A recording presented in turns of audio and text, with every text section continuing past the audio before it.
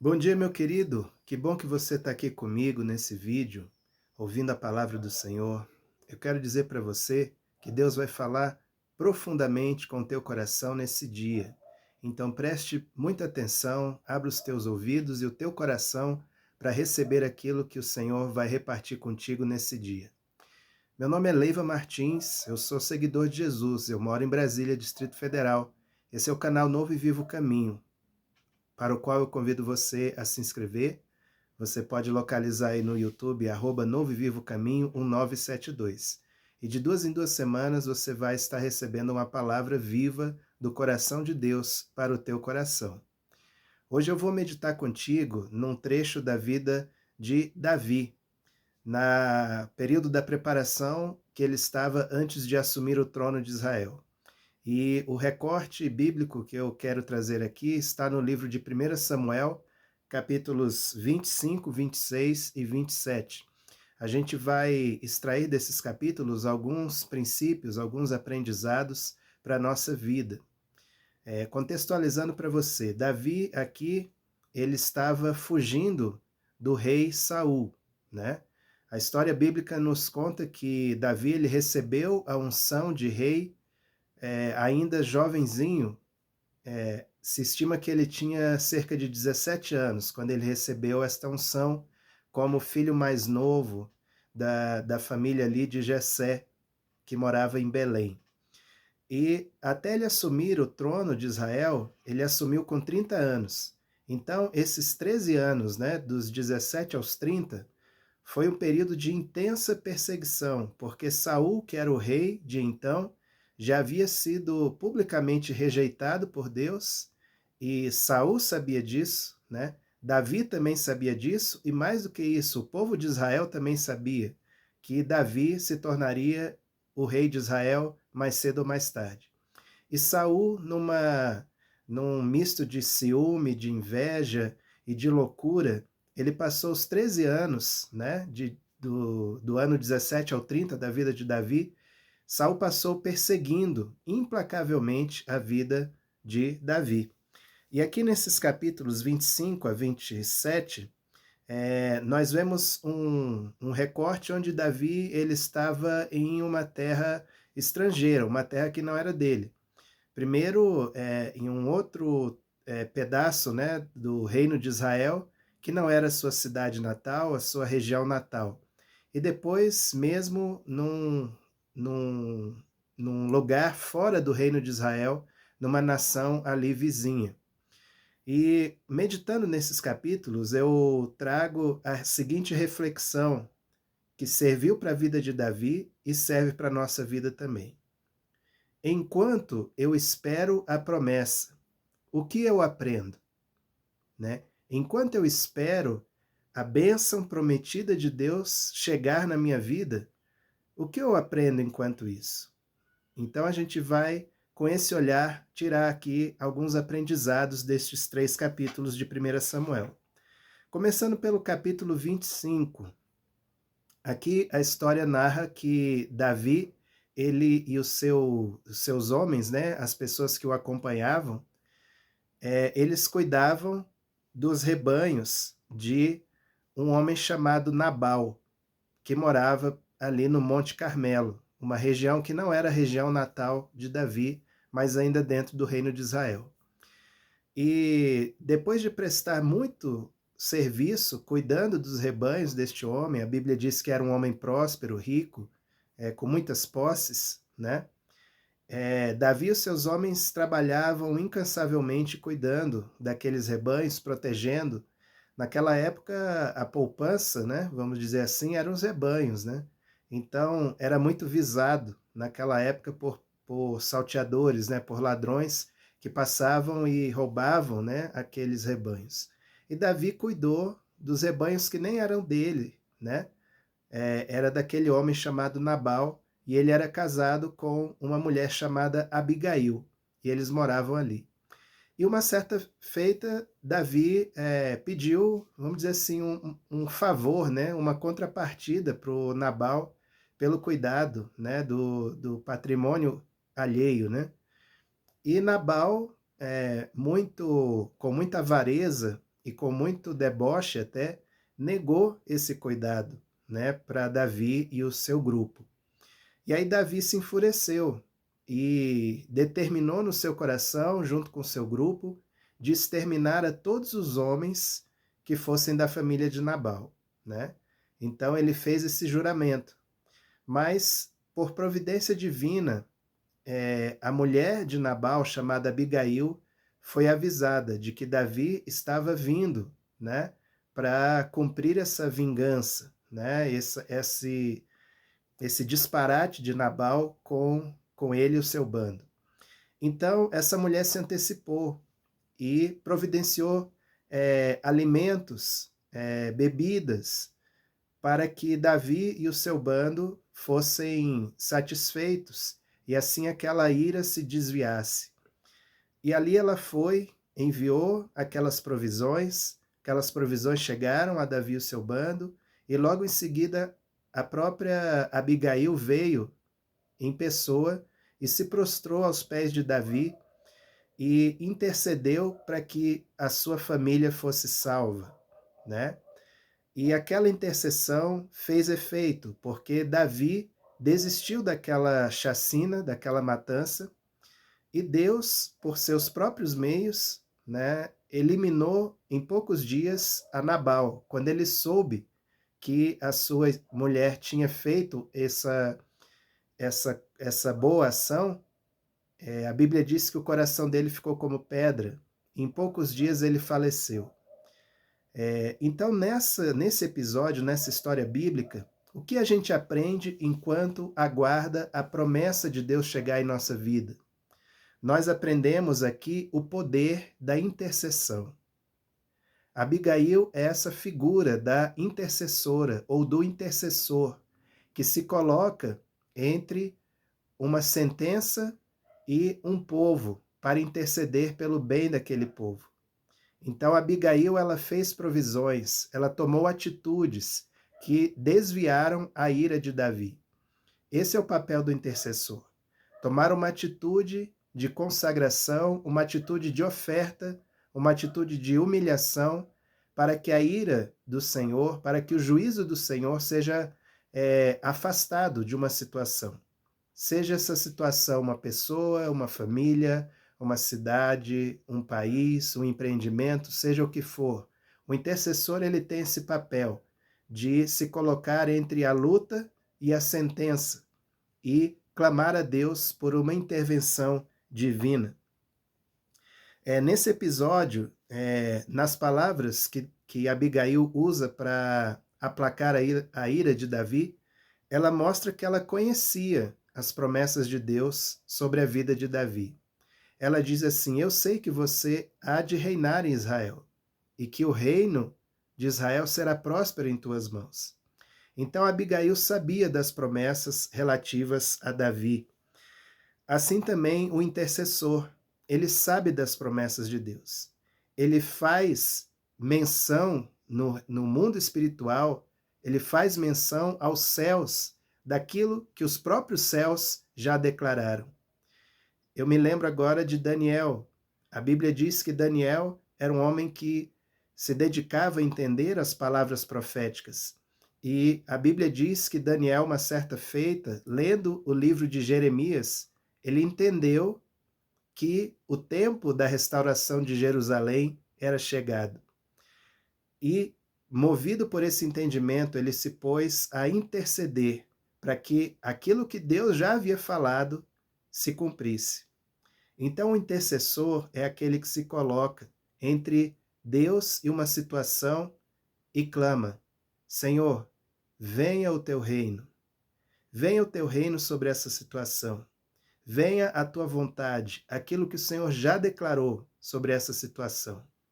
Se é cura, que venha a cura. Se é restauração, que venha a restauração. Se é provisão, que venha a provisão.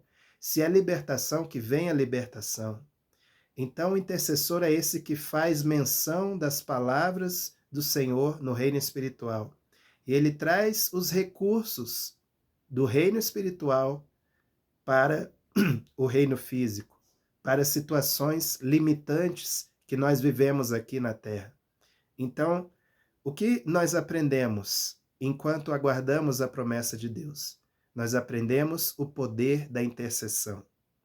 Uma coisa é você esperar em Deus com intercessão.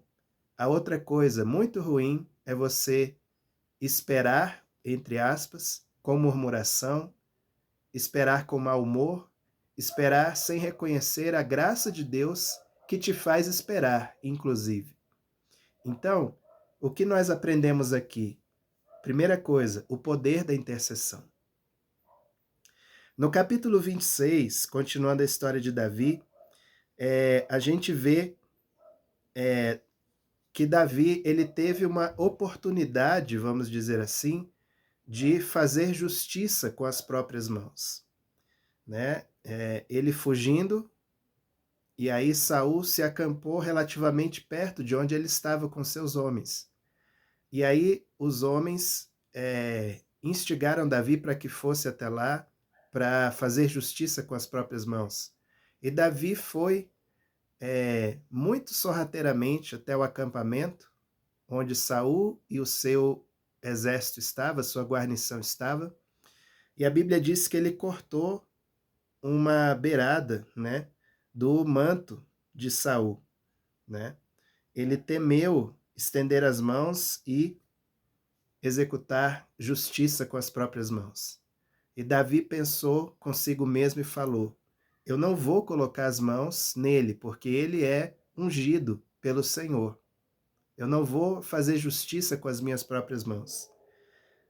Versículo 10, né, do capítulo 26, Davi teve fé em Deus e ele disse assim: Deus mesmo matará Saul quando chegar a hora dele, né? Deus mesmo vai eliminar, eu não vou precisar fazer nada por mim mesmo. A hora dele vai chegar, né?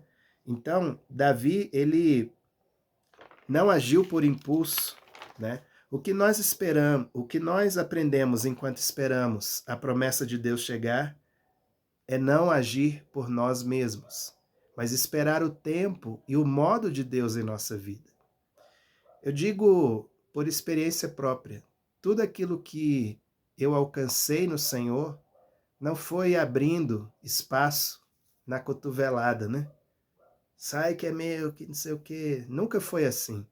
Foram coisas que foram chegando, que foram sendo oferecidas, né? E à medida que foram sendo oferecidas, eu fui aceitando, né? Eu fui crescendo em Deus nesse sentido. Então, a gente não precisa forçar a barra, como se diz no popular, para o nosso crescimento e para chegar nas promessas de Deus. Deus mesmo, ele abre caminho, ele tira os adversários. E me entenda, queridos, aqui na fonte bíblica, os adversários eram pessoas. Mas eu não estou aqui estimulando que Deus vai fulminar pessoas para que você prospere ou cresça. Mas eu estou falando de situações e principalmente de inimigos espirituais que amarram a vida, seja em que área for, né, a sua vida. Então é isso que eu estou falando, que Deus mesmo, ele neutraliza esses inimigos, enquanto nós esperamos, como diz o Salmo 40, esperei com paciência no Senhor, e ele se inclinou para mim e ouviu o meu clamor. Então espere com paciência, não espere com impaciência, ou com murmuração, ou com reclamação, espere com adoração, e você vai ver Deus agir no tempo e no modo dele poderosamente sobre a tua vida. Então, a segunda coisa que nós aprendemos enquanto esperamos a promessa chegar é não agir por nós mesmos. Davi ele escreveu o Salmo 62, e o Salmo 62 começa assim: somente em Deus, ó minha alma, espera silenciosa. Isso não está escrito na palavra, mas é uma inferência minha. Talvez Davi estivesse lembrando desse período crítico e amargo da sua vida, desses 13 anos de uma longa espera. E ele agora podendo cantar e dizer, depois de ter passado por tudo isso, somente em Deus, espera, ó minha alma, silenciosa. Né? Espera quietinha, espera em silêncio, espera em oração, porque Deus vai agir. Amém, querido? Deus vai agir. E no capítulo 27, o que nós aprendemos enquanto aguardamos a promessa de Deus chegar? A plenitude dessa promessa chegar em nossa vida. Capítulo 27, Davi não estava mais no território de Israel. Ele, com certeza, o seu limite humano já estava chegando. E ele pensou consigo mesmo: eu não vou conseguir fugir de Saul para sempre. Vai chegar uma hora que ele vai conseguir me alcançar. Já passei muito frio na barriga fugindo desse cara. Então sabe o que eu vou fazer? Eu vou para outro país, vou para outro reino, vou ficar lá um tempo, né? Até que Deus diga o que vai fazer da minha vida, né? Veja, queridos, aqui tem uma pontinha até de, oh meu Deus, será que a promessa é para mim mesmo, né? O que Deus vai fazer da minha vida, né? E queridos, Davi era humano, e que bom que a Bíblia mostra isso, porque nós também temos limites humanos. E não é vergonha para ninguém admitir que às vezes nós mesmos duvidamos. Será que Deus falou aquilo mesmo? Será que foi para mim mesmo? Será que é tudo aquilo que ele falou mesmo? Né? Muitas vezes a gente é pego com esses pensamentos devido ao volume, né, do barulho que as lutas causam na nossa vida, ao acúmulo de coisas, ou a uma luta que é prolongada por anos e anos e anos. Então isso gera mesmo, né, algumas inquietações e interrogações no nosso coração.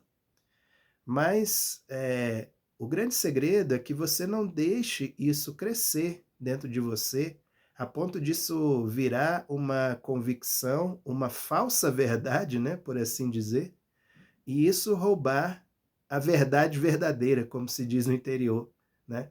A real verdade, que é a palavra de Deus, que é a promessa de Deus para a tua vida. Então, Davi aqui, ele estava num período assim. Quer saber de uma coisa? Eu vou tirar meu time de campo, vou para Gate, para outra região. Lá eu vou ficar, em tese, um pouco mais protegido. E Davi e Saul não vai me alcançar por lá. E assim ele fez, levou todo o seu batalhão ali, o grupo que o acompanhava, para Gate. E ali ele morou, né, ficou um tempo nesse lugar.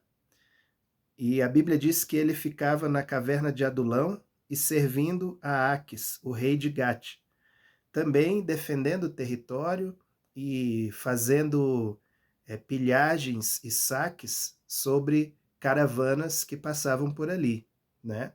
E com isso ele abastecia tanto ele como seu grupo, como Aques, né? O rei de Gate.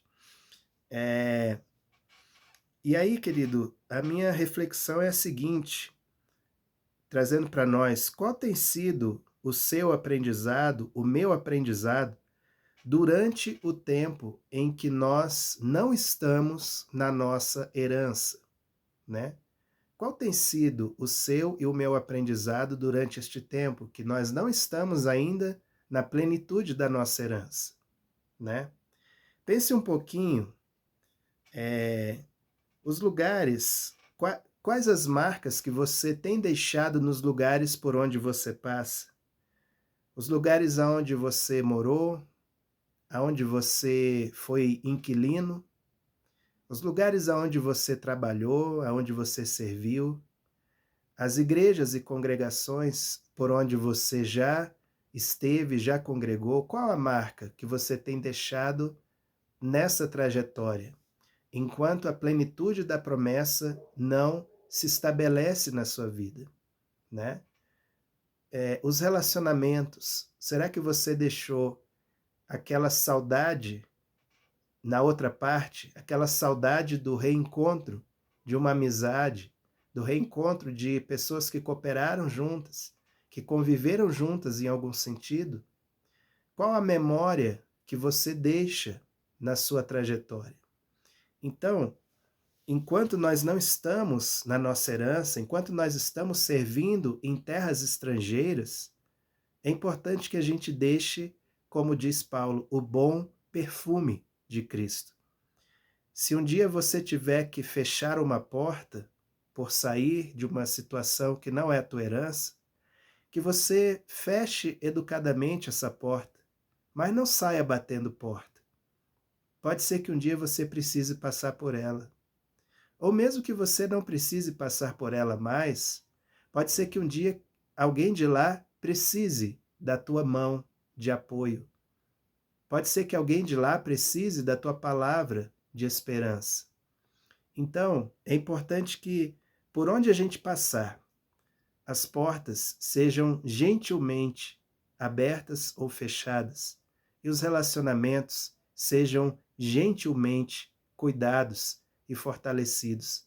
Que as lembranças sejam sempre positivas enquanto não entramos na nossa herança.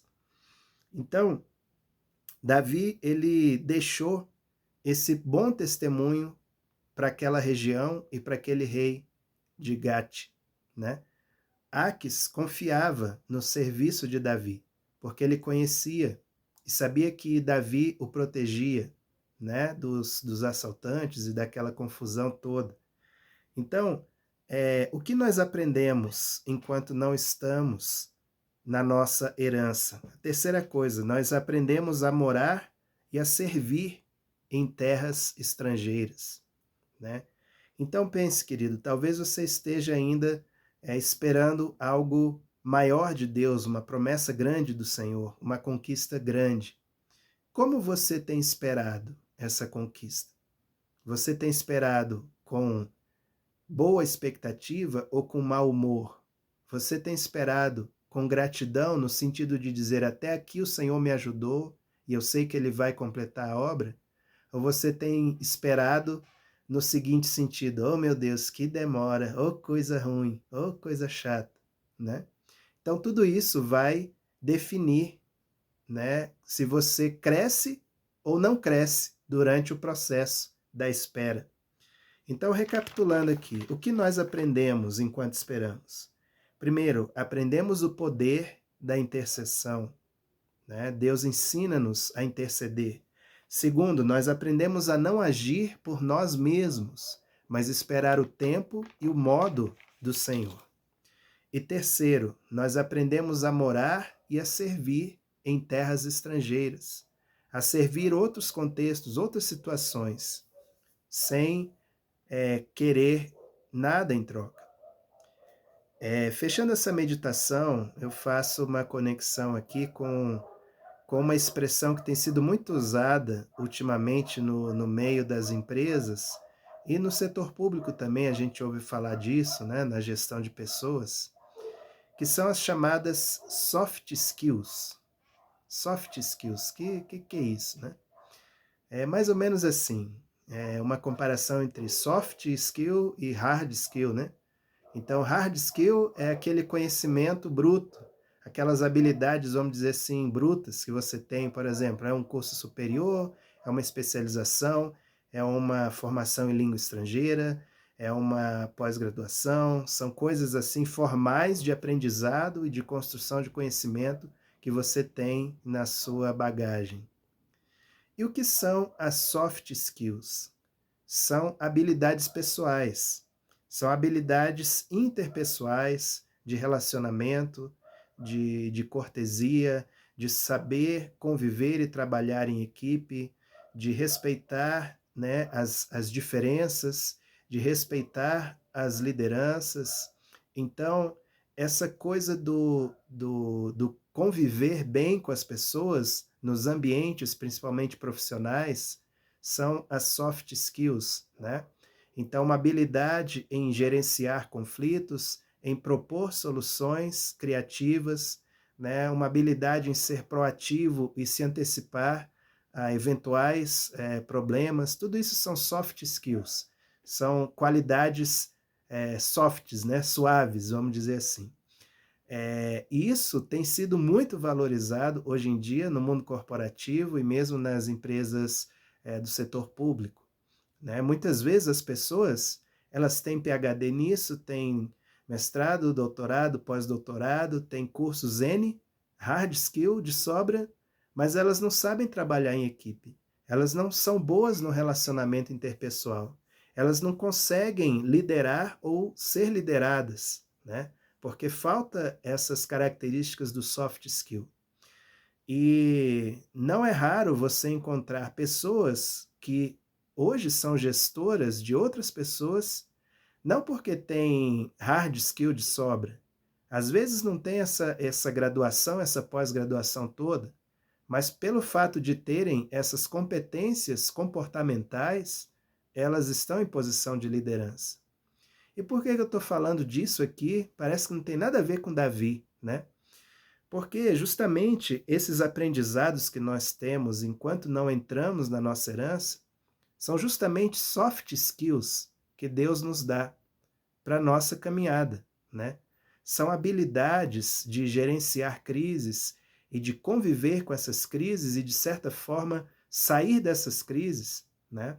São coisas ali de gestão das próprias pessoas que estão contigo que serão muito úteis.